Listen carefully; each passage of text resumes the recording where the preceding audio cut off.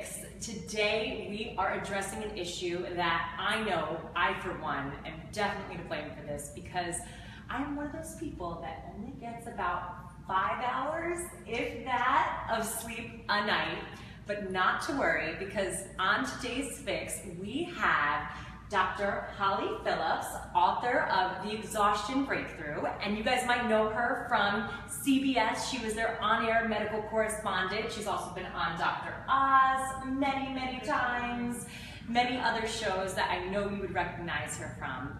And Dr. Holly is here to talk to us about how to fix our Z problems. So all of our sleep problems, a lot of the issues that you guys have been writing in about, is the fact that not many people get enough sleep.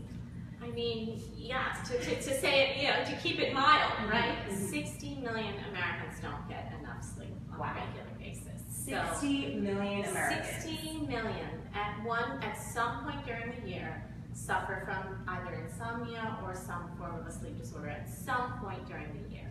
Wow. So these are really striking numbers. You know, when you think about half of Americans say they need 8 hours of sleep a night to feel their best. Right. But 73% of us don't get that. Right. So Yep. it really is a little bit of a sleep crisis. It's an issue. Definitely. And guys, please let us know your questions for Dr. Holly. She's here with us today. We're going to go through a little bit of background about sleep.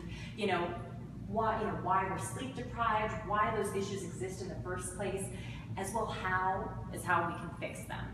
So Dr. Holly, why do you think so many people are sleep deprived? What's the problem there? Brittany, there are really two big issues that are separate but related. Okay. I think the first and kind of the most pressing, which just has to do with the way our society is today. We are a 24/7 society. We go constantly, we are constantly plugged in. There is no such thing as downtime. So we tend to work our sleep around our lives.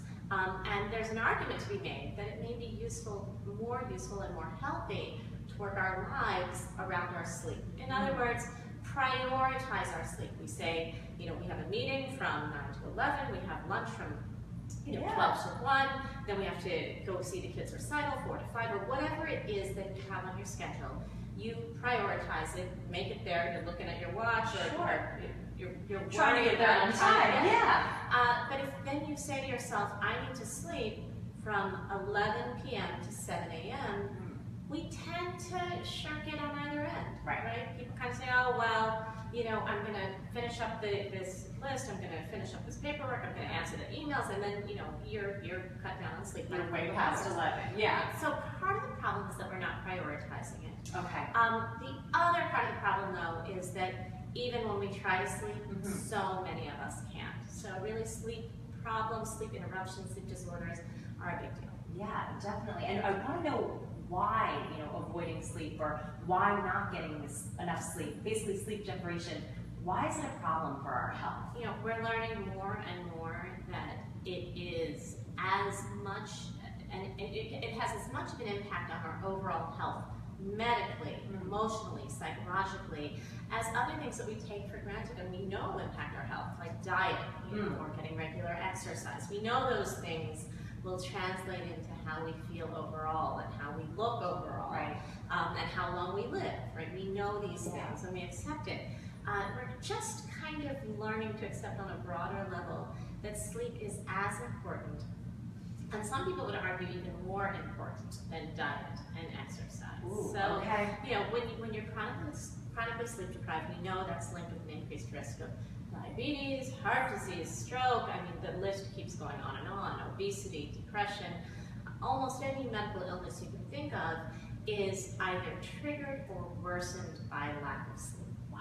So, oh my gosh, it's not something we should take lightly. No, definitely but not. I'm on everybody else's side. I find it hard to get enough sleep, but it's not where I'm saying, well, I get my 10 hours. It's just not. It's not. I know your schedule is crazy. I know you're up for those morning segments. We don't get a lot of sleep, but we try. And I definitely try and prioritize it. We actually have a question for you, Dr. Holly. Go ahead. What's the best way to fix your sleeping schedule? So our question is, and as we get into the fix, and what we're actually working on here, is what's the best way to start fixing your sleeping schedule? Well, when it comes to schedule in particular, generally what controls when we feel tired and when we feel most energetic is something called our circadian cycles, which have to do with mechanisms in our brain that tell us when we're supposed to be awake and when we're supposed to be asleep. So if you start to get into a rut, like in my practice, I had a college student who did great in school. He was a sophomore, but by the time he came home for Christmas break, he was staying up till 5 a.m. and sleeping until noon every day. And so he comes home and tries to hang out with the family or do normal things, and he can't get out of that sleep zone. That sleep zone. So the best approach to it is gradual. So if you find yourself going to bed too late every night, try and just be very rigorous and slide it up by 15 minutes per week. So let's say you're going to bed 2 hours too late. Try to slide it forward 15 minutes per week for the next 8 weeks, and then you'll be on track. Sliding it forward at once may not work, because then you'll lie in bed, won't be able to sleep. You'll say, well, obviously I need to go to bed at 1 a.m. instead of 11, and that's not really the way it is.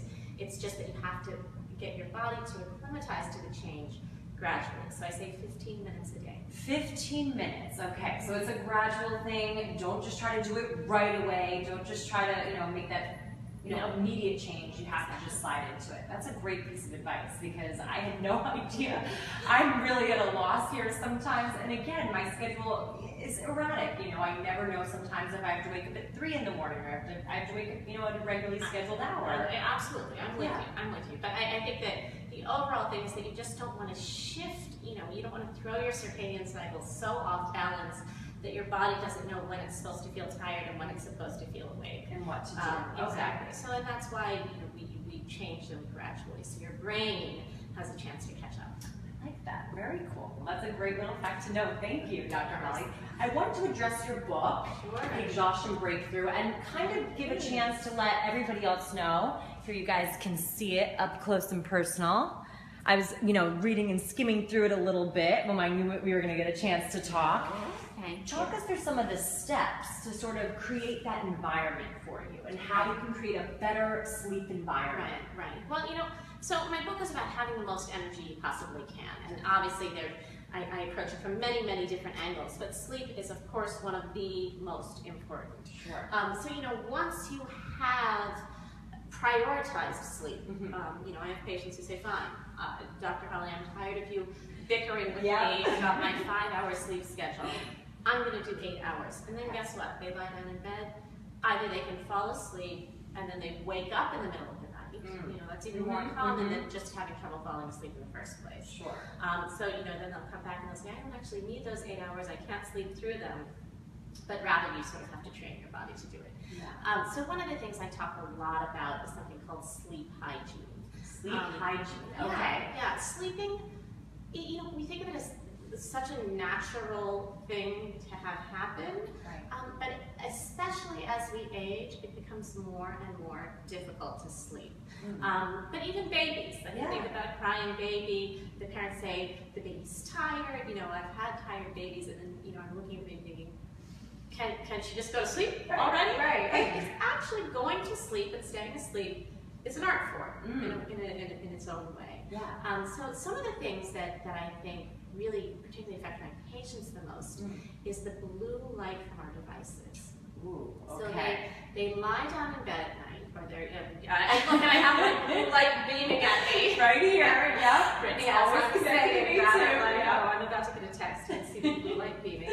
Good thing it's daytime. But so many of my patients say, fine, I'm going to go to bed at a normal hour, but the last thing you do when you fall asleep is you turn on your cell phone, even worse in the dark, because then the blue light is even more amplified against the dark background.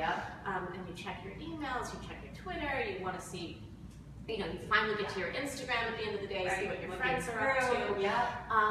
And what we don't realize, what many people don't realize, and I didn't until I really started doing research for my book, is that the blue light from those devices is a specific type of light that's different than sunlight, right? Okay. Our devices don't put out sunlight, Right, sadly. right. Yeah. But Rich. computers, cell phones, Yeah. iPads, whatever it is, puts out a type of light that's similar and related to fluorescent light. But what it does is it affects our brain and delays the release of a chemical called melatonin. You might have heard of melatonin, a lot of people take those supplements. Yes, of course. But melatonin is actually a chemical that's made by our brain, and it helps to induce relaxation. When you're in a really good sleep cycle, your body knows, oh, it's time to go to sleep. And slowly that melatonin release starts to climb, and that helps you feel relaxed and ready to fall asleep. You know, it affects all sorts of other neurotransmitters. I'm simplifying it, but the idea is if you're looking at the bright blue light, it delays the release of melatonin from your brain. And then you're not feeling as relaxed. And all of a sudden, sometimes people say they get their second wind. Right. They're, Because they want to be up. they're That person. emails, they're like, I want to respond, but oh wait, I'm suddenly feeling awake. Let me just Right. quick. And let me go. So the rule is try to turn them off an hour before bed. That was what I was going to ask you next. So 1 hour before bed, try to stay Hour away before from bed. those devices. Exactly. You Okay. can do other things. You can read a book. Right. You could listen to music. You could try not to do the TV. Yeah, TV is because the again, same the light. same light. Okay. I don't know, take up knitting. Yeah. Whatever it is you need to do. The idea is just to turn off those devices, turn off that light. And what about, you know, for me, I have 2 cups of coffee a day, and you know, people look at me, and sometimes I have that 4 o'clock cup, and they look at me and they go, oh my God, are you going to be able to get to sleep at night? I can, because when I hit the pillow, sometimes I'm out. Right. But Before you hit the pillow, I understand. yeah. So what is your recommendation with regards to caffeinated beverages, anything like that? Well, you know, Brittany, some people are more sensitive to caffeine than others, and it is possible to build up a tolerance to caffeine, right? Where, you know, that cup of coffee doesn't quite give you the zing that it once did. You know, the more you have, the more you need. Right. But one weird thing about caffeine is that it stays in your system for 14 hours. So now that doesn't mean you can't fall asleep, but it's more ideal to have it earlier in the day so that you've completely metabolized it by the time you go to sleep. Even if it's only a little irritation or a tiny bit of stimulation, it can interrupt your sleep cycle. So I try and I try to limit myself to a morning cup. Okay. But if, you know, sometimes you hit that 1 o'clock hour, you're like, I'm not making it. You need it. You need it. But the real cutoff, because I go to sleep around 10, Okay. the real cutoff for me would be about 3 p.m. 3 p.m. Right? For A that. good 7 hours, 6-7 hours before you go to sleep. Before you go to bed. Okay. And I know a lot of people think, oh, I'm taking, you know, I'm having a cup of tea before bed, or I'm just having something warm and hot. But a lot of times those teas Absolutely contain right. caffeine. Now, I mean, you're certainly on the right track. Right. Something warm before bed is a great idea. If the tea is herbal without caffeine, particularly chamomile is good for sleep, valerian root, a lot of people like that tea for sleep. Okay. As long as it doesn't have caffeine, it's actually fine. In fact, it's good. Yeah. So one of the weird things is that as we start to fall asleep, our body naturally becomes cool.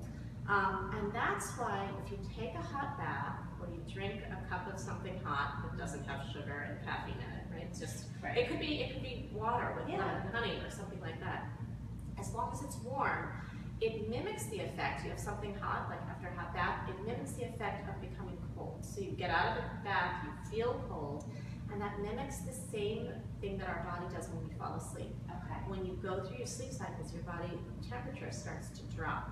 And by doing that beforehand, it actually helps you slip into good sleep. So hot bath, hot tea, all good. Very, very good. I want to also touch upon some of the different accessories we have here too, because you talked about creating that environment. Sure. And if you guys have any other questions for Dr. Holly, please let us know. I know we've been talking away. I'm learning so many different things, but please let us know. Yeah, go ahead. You have another question. Do the amount of pillows you have matter? So this question is, the amount of pillows you have matter, and it kind of goes into our accessories. Sure. Well, you know what? The amount of pillows you need sort of depends on number one, you, Mhm. and what sleep position you choose. Okay. So the studies show the most restful sleep position, the one that, in fact, that most people choose, about more than 70% of the population sleeps on their side. Okay. So if you're going to be a side sleeper, it's a good idea to put a pillow between your knees. Okay. That takes the pressure off of your hips. Gotcha. And then support your neck. There you go. I'm gonna mimic you if that's okay. So just Perfect. like Yeah, between your knees. You're demonstrating perfectly. Okay. Absolutely. And then if you're lying on this side, especially if you're experiencing neck pain, you can put a round pillow under your neck and then a flat one under your head here. Or if you don't, you can just lie with your head and neck on one pillow. So if you're a side sleeper, you can put out 2 pillows. 2 pillows. Exactly. Okay. I'm a back sleeper. Right. So, and a lot of people say to me, how can you sleep on your back? How can you be comfortable? But I feel like my spine is crunched if I sleep on my side, and I feel like it needs to be in alignment. My family makes fun of me, but You know what, it's interesting, we always see pictures of people sleeping on their backs, Right. but actually only about 10% of the population sleeps on their back, which is, so you're unusual. Interesting. I'm unusual. It's absolutely fine. Back sleeping is thought to be really good actually for our spine. Particularly it keeps you from contorting. If you put a little support under your low back and behind your knees, then you're really in great alignment. Okay. Particularly if you support your neck. The problem with back sleeping is that as you're lying there, your tongue can relax and block your airway. yes. So if you are a snorer, it's likely to get worse if you sleep on your back. And if you Okay. have sleep apnea, also not the right position. Okay. But I think I'm okay so yeah, far. as long as you're not Yeah. a snorer, as long as it's working for you, that's all good. That's okay. Yeah. You might want to choose otherwise. And of course, if you're- babies, I have to Yeah, throw it out please, there. yeah. We know there's only one position for babies to sleep in, and that's on their back. Okay. To prevent SIDS, sudden infant death syndrome. Got it. Okay. Yeah, So that's- I'm sure all of our moms to be and our moms know that, but thank you for Absolutely. touching upon that too. No exceptions. Yeah. Okay. Sometimes they say, well, the baby was a little wiggly on their back, and I put them. No. Go right to the back. Let the baby be wiggly. Let the baby stay up all night. Okay. I'm so happy you're But letting us know about adults, you that. can switch it up. Yeah, you can switch it up. That's how you're most comfortable, depending on what works Exactly. best for you. And talk to us also about, so we have an eye mask here. Sure. Yeah. This is just something we call sleep hygiene. Okay. So, a lot of times, again, like we were saying, Brittany, people just feel like sleep should be a natural situation. You just fall asleep and you wake up in the morning. Right. But, we're sitting right now in an urban jungle, New York City. Mhm. It is loud. The trucks, in my apartment, the trucks start going at 4 a.m. Oh, yeah. I hear the beeping backing up. Yeah. The dog gets in the bed. I've got 2 little girls. There is no such thing as A completely quiet sleep. so we have to try and create that. Okay. A sleep mask is a great idea. Our body and our circadian cycles are really controlled by light. That's why if you're having trouble sleeping, get as much sunlight as you can during the day. That'll remind your brain when it's time to go to sleep because then it'll be dark out. That's really So you're important really as well. switching off the two. So the sleep mask can Okay. help. And this is my trusty sound machine. Ooh. Look, it's kind of a fancy one, but you Yeah. certainly don't need all of that. Yeah, no, I know there's tons of sound machines Some out of on the market. Choices there, I don't know. There's white noise. That's what I Ocean like. surf, stream, anything. meditate. This is really, so you use this every night, Dr. I Holly? do. Wow. I do, and I like the white noise one, which is really, really Okay. boring. I hope I'm not so boring. But, No. But the idea is just to try and block out whatever noises there are. If your husband or partner, whoever sleeps next to you snoring, Yeah. that can wake you up. Whereas if you have your celestial breeze Yeah. blowing, you might not hear that. So, these are just So you're a little things that- you're a fan of the machines. I am. Yeah. Or earplugs, whatever works Yeah. for you. But it's just about, again, like you said, really creating that environment. Exactly. Make That sure- tells you, your body, you are going to sleep. Very much so. Make the blinds as dark as you can and make the room cold. The ideal temperature for sleep is 66 degrees. which to me 66 is degrees. Freezing. Yeah. I So- don't like that either. But- I'm a 70 degree or, Exactly. I'm person. quoting the studies here. Okay, I'm not saying okay. I like it, but I'm telling it is. Because your body should be The cold. cooler it is in the room, the more restful you sleep. Wow. Dr. Holly, you have been so informative. Thank you so much for coming on today's Fix. People, have been writing into us all over the place about needing to fix their sleep problems. So you've just given us everything today. Thank you so much. Of course. And guys, if you have any additional questions for Dr. Holly, please leave them on our Facebook.